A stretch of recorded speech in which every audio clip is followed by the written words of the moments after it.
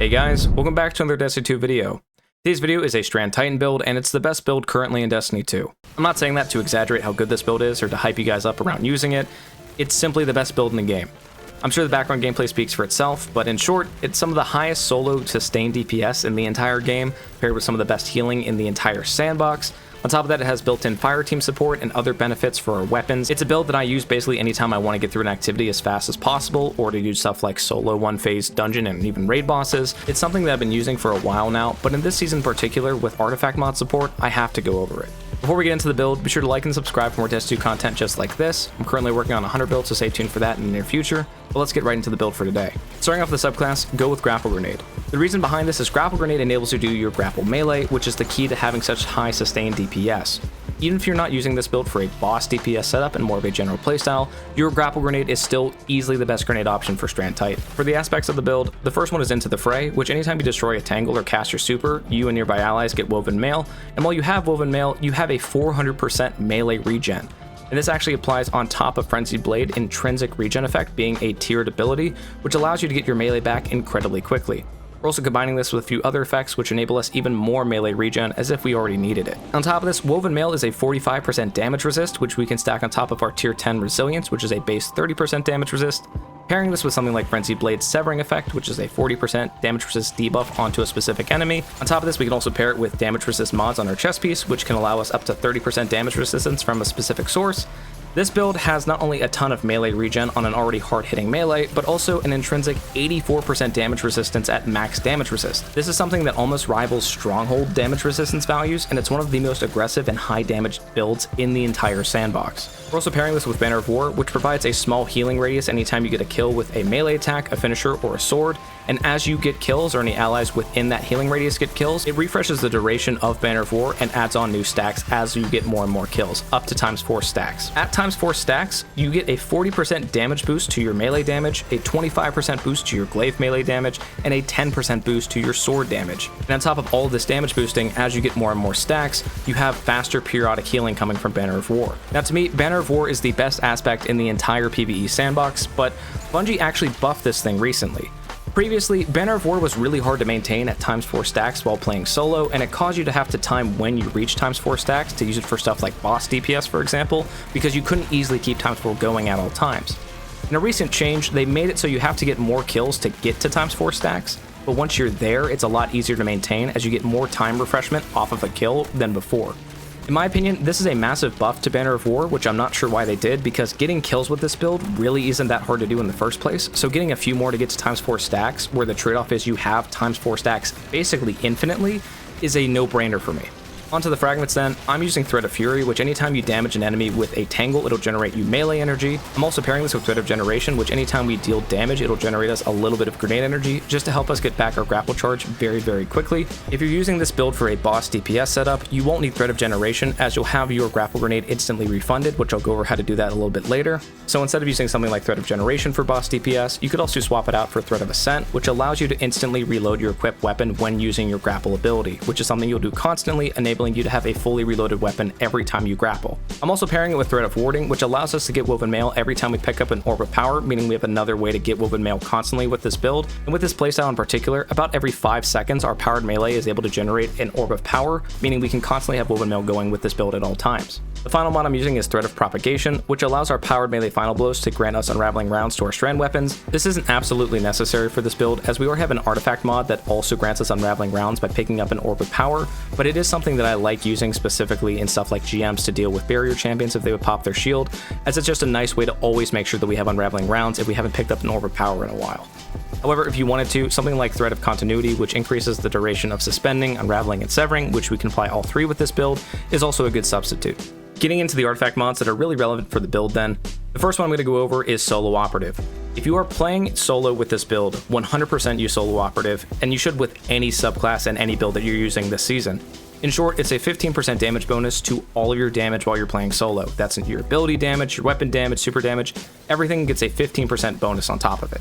So this is 100% what you should use if you're playing solo with any build, and especially with this build to maximize your damage. I'd also pair this with From Whence You Came, which is a 5% damage bonus to Taken and Sworn combatants, allowing you to stack on even more damage and stuff like the new Warlord's Ruined Dungeon, for example. The next mod I'd use is Wish into Being, which while your super is nearly fully charged, it allows your ability Final Blows to spawn orbs of power, and this can bypass stuff like Heavy Handed's cooldown, for example, and let you generate a ton of orbs while you're close to full super. On top of that, I'm using Unraveling Orbs, which anytime you pick up an orb of power, it grants you Unraveling rounds to your strand weapons. Again, this is a replacement for Threat of Propagation, but if you don't want to double dip into this like I am, again, swap that fragment out for something that better fits your playstyle. And then finally, I'm using Horde Shuttle, which damaging an unravel target with a weapon occasionally spawns a threadling.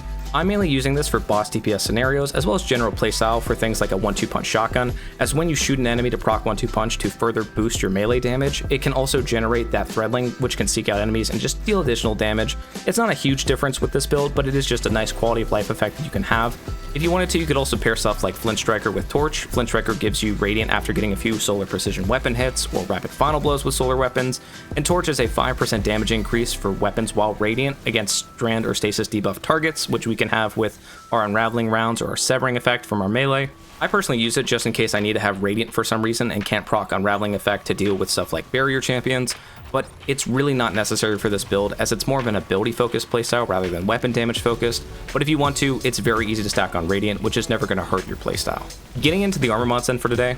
For our helmet, I'm personally using Harmonic Siphon, which anytime we have a strand weapon final blow, it'll generate us an Orb of Power. I'm pairing this with Hands-On, giving us a little bit more super energy every time we get a melee final blow. I'm also pairing this with Powerful Friends, which anytime we pick up an Orb of Power, it causes our nearby allies to gain +1 to their armor charge. This pairs really nicely with Banner of War because any allies that are nearby to us and receiving our healing will also get free armor charge stacks basically all the time with this build. So again, this is another aspect of fireteam support that we really don't have to do anything to achieve. We can just simply focus on our melees and getting as many kills and dealing as much damage as we can, and naturally our fireteam is going to benefit from that. Next up onto our gauntlets, and our exotic for today is Wormgod Caress. I will be offering an alternative, so stay tuned for that in a second, but briefly going over Wormgod because it did get some changes recently. In short, you have a 5-tier bar that you can fill up with Wormgod Caress via melee kills, and as you get more and more of these bars filled up, it grants you a higher damage stacking to a bunch of different sources. What's nice about this is that you don't fully lose all of your damage boosting stacks after a few seconds. After a few seconds, it jumps down to a lower tier and offers you a smaller damage bonus, which you can simply get back up to the maximum tier just by getting melee kills. Now the change that it got is really nice because previously Wormgod either offered you maximum damage stacks or it didn't. Whenever you ran out of the duration of Burning Fist, you simply lost your damage stacking. With the new system, you have a 5-tier melee charge that you can fill up just by getting melee kills, and at tier 5, it offers the maximum effect, and over time as it deteriorates and jumps down to lower and lower tiers, it'll still offer you damage bonuses, but they won't be as high as maximum tiers. It's really nice because it allows you to take advantage of this exotic, at least in some capacity, even between getting melee kills very rapidly. As far as the damage bonuses are, it's actually pretty insane. At maximum stacks, or tier 5, it'll grant you 275% increased melee damage, a 200% increase to your glaive melee damage. It also offers you a 35% weapon damage bonus at tier 5, which you do have to focus around a melee playstyle to take advantage of, but the fact that it's a 35% weapon damage bonus on top of the weapon's intrinsic effect means that you can have some ridiculous damage output from weapon damage alone with this build. As good as the weapon damage buff is though, we're mainly focusing on the melee damage, which for us is a 275% increase, which is ridiculous. This exotic is what's going to enable us during our boss DPS setup to have some of the highest solo DPS in the entire game. In case you don't want to use Wormgod Caress, you can also use Syntheseps, which doesn't really have an uptime to it.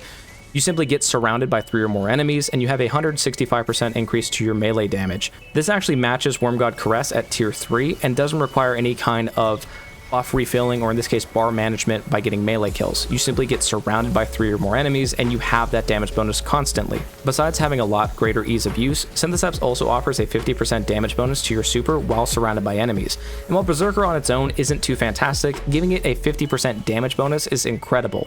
So in short, Syntheseps allows for a lot easier generalized playstyle that can also enhance your super damage, but if you're looking to get the most out of your melees and even do boss DPS setup, I highly recommend Wormgod Caress. Regardless of which exotic you choose though, the mods are going to be the same. For me, I personally go with 2 stacks of Heavy Handed, which allows us to have a 5-second cooldown between generating orbs of power with our melee. If you want to, you can also go with 3 stacks and just have that cooldown reduced to 1 second. I just found that the 5 seconds is typically the duration we go between using our melee charges as we play. I'm also pairing this with impact induction, which causing damage with our powered melee attack reduces our grenade cooldown and gives us a little bit more grenade energy. If you wanted to with this build, you could also build into grenade kickstart, which would allow you to get a portion of your grenade back every time you used it by taking advantage of armor charge stacks. I just don't find myself doing that as much because of how boss DPS actually works with having infinite grenade charges, so this is more focused on a generalized playstyle. However, you could swap this out for grenade kickstart. Again, you could use 3 stacks of heavy-handed. It's really up to you. For your chest piece, really go with damage resist mods.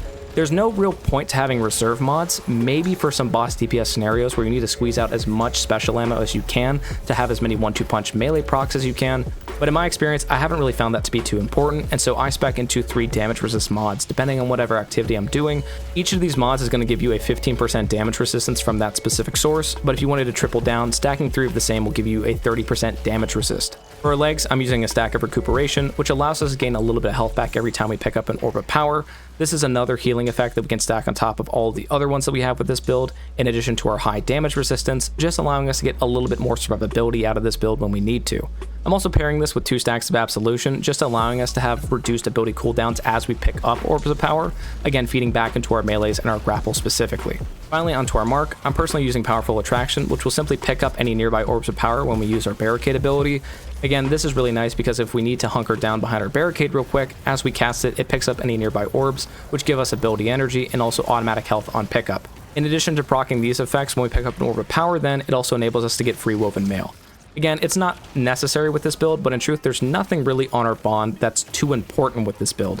So I'm just speccing into as much survivability as I potentially can, so if I ever do need to use my barricade and take a second to heal, it's a lot easier to do so, and I have a lot more effects going on with it. And I'm pairing it with Explosive Finisher, which allows us to consume our armor charge stacks when we use a finisher and instantly fully regen our grenade ability. With that said, I'm personally using Explosive Finisher for boss DPS, just in case I would ever misuse my grapple grenade and need to get my charge back instantly. I can quickly use a finisher and get that grenade back. With that said though, there's nothing too important on our mark, so if you want to swap this out for say another stack of Distribution or another mod to benefit your playstyle, go for it. With that in mind though, and as I'm sure you've seen throughout the build, we really don't need anything to revolve around armor charges to have success with this build.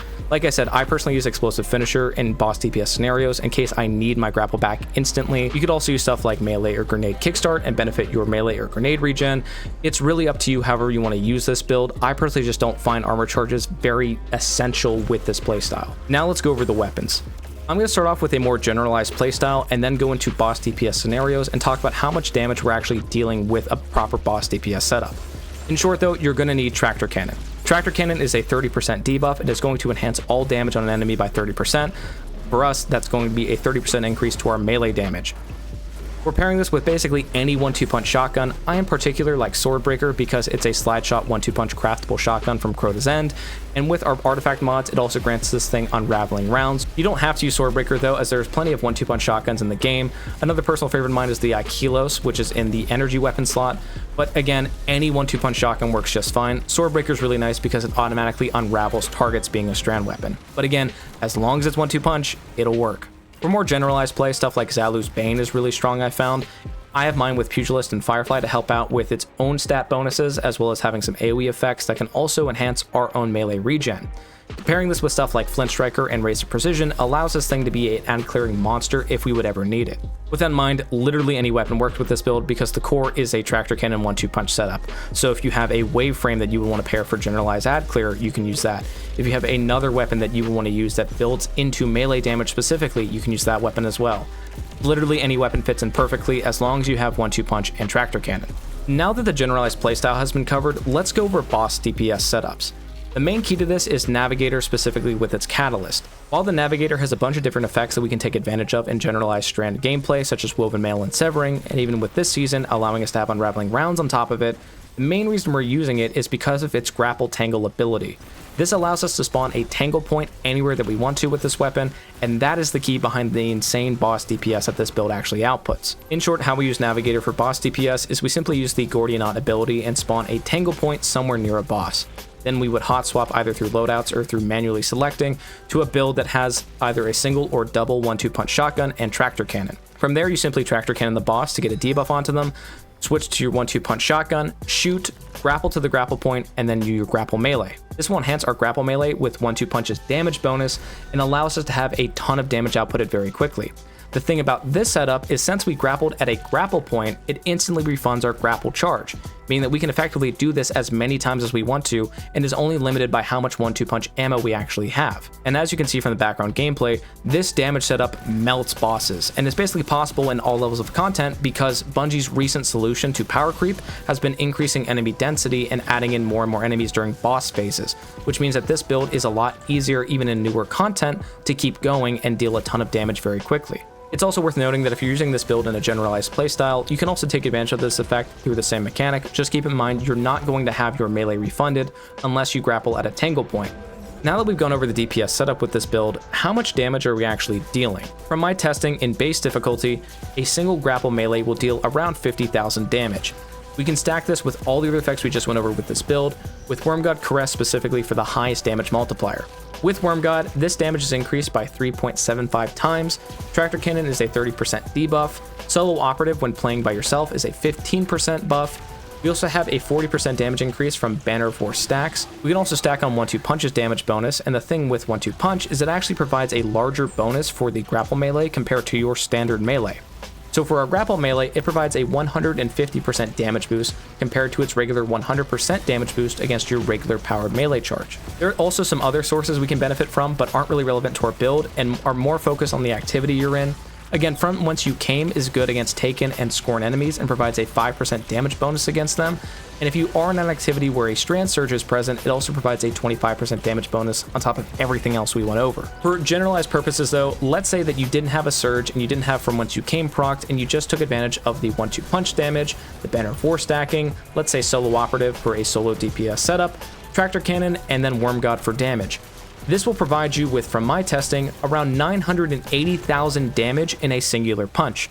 Again, this is also not counting the damage from Tractor Cannon or from our 1-2 punch shotgun or from the unraveling effect applied to the boss. With a Surge and without From Whence You Came, this is sitting at well over 1.2 million damage per punch. Keep in mind, this damage value is in standard difficulty, so as you enter stuff like Master or Grandmaster level content, this damage will drop considerably. Even with that in mind, we are still dealing more than enough damage to outright one-shot most enemies, champions and mini-bosses included.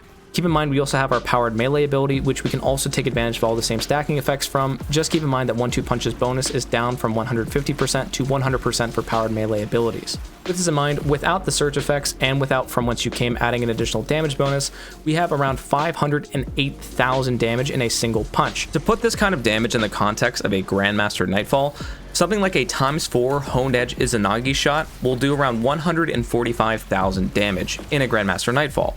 We can compare this to our 1-2 punch grapple melee setup, which if you wanted to could be set up to be done infinitely, does just shy of 380,000 damage in a Grandmaster Nightfall. I really hope this puts into context just how strong these melees are, and especially when they're being infinitely chained, how amazing of a strategy it is for something like boss DPS. Like I stated earlier, I fully believe this is the objective best build in all of PvE currently in Destiny 2, and I also fully expect this to get a massive nerf in the coming months, but who knows, maybe Bungie will go around buffing it again. If you liked the video today, be sure to like and subscribe for more Destiny 2 content just like this. I'm uploading a Hunter build in the near future, so stay tuned for that, and I'll catch you in the next one. Thank you guys so much for watching. I greatly appreciate your support on these videos, and as always, have a great day.